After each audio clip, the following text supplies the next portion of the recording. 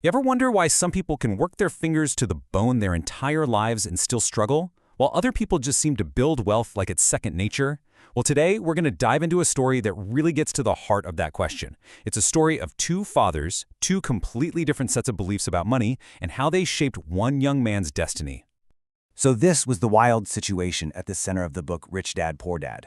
The author literally grew up with two dads giving him advice. You had his actual father, a brilliant, highly educated man, and then you had his best friend's father, an entrepreneur who hadn't even finished high school. Both of them were huge influences in his life, but their advice about money couldn't have been more polar opposite. So on one side, you got the poor dad with a very familiar script, right? Go to school, get those good grades, find a safe job with a pension. It's the path we all hear about. But on the other side, the rich dad had a totally different playbook. He said, forget just working for money, you need to understand how money actually works, learn the rules of the game, and then make your money work for you. This clash of ideas is where it all begins. And that really gets to the core of it. The real difference between these two guys wasn't their income, not at first anyway. It was their entire philosophy, their mindset. It was about how they saw the world and money's place in it. And this one sentence just nails it.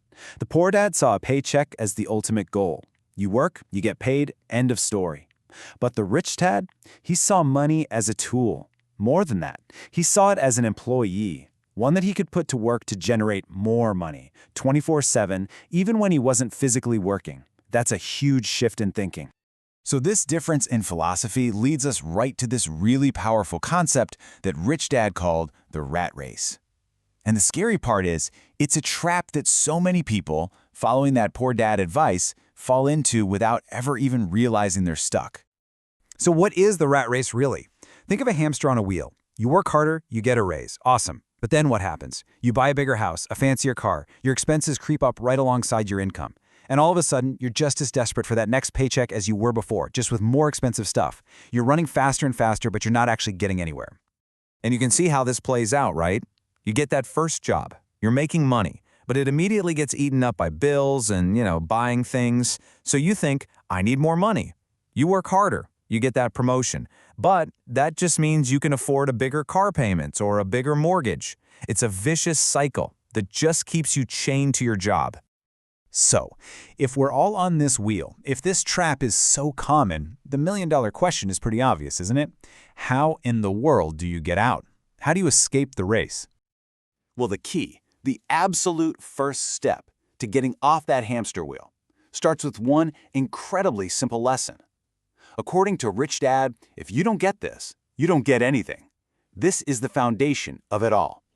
It all boils down to something this simple. An asset is anything that puts money in your pocket.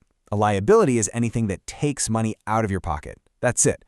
So things like rental properties, stocks that pay dividends, a business you own, those are assets. Your mortgage, your car loan, your credit card debt, those are liabilities. The game is simple. Acquire assets, minimize liabilities. And this is the fundamental difference in what people do with their money. The rich use their money to buy more assets that generate more money. The poor and middle class, they tend to buy liabilities, but they think they're buying assets. And here's the most controversial example, your house. We're all told it's our greatest asset, but Rich Dad's point is, since it's constantly taking money out of your pocket for the mortgage, taxes, and repairs, it's actually your biggest liability. All right, the second big key to escaping the rat race involves a total mindset shift about why you even have a job in the first place. It's about moving away from just working to earn a paycheck and towards working to learn valuable skills. You can see there are two completely different games being played.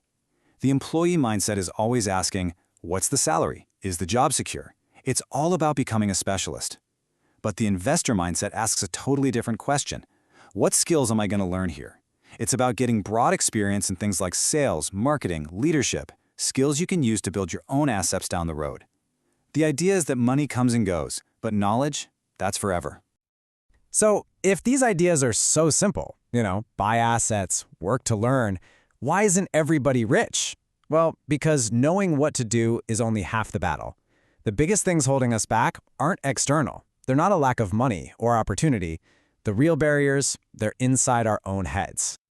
Rich Dad pointed to 5 big ones. First, there's the fear of losing money. It's so powerful it stops people from ever even trying. Then you've got cynicism, that little voice that says, that'll never work for me. Then there's just plain old laziness, which usually disguises itself as being too busy. Fourth, bad spending habits that kill any chance of investing. And finally, arrogance, thinking you already know everything and you don't need to learn. And all of this brings us to the final and maybe most important point. Getting out of the rat race, building real wealth, it's not something that just happens to you.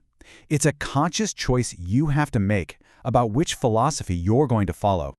At the end of the day, this is what it all boils down to. It doesn't matter how much money you're making right now. What truly matters is the mindset you choose to adopt. You can follow the path of job security and doing what everyone else does. Or you can choose the path of financial education, of making your money work for you. That power to choose is completely in your hands. So we end where we begun, with this single, powerful question. You've got two sets of advice. The poor dad's path promises safety and a predictable life. The rich dad's path promises freedom, but it demands you think differently. So the question for you is, which path are you going to choose? Which father will you listen to?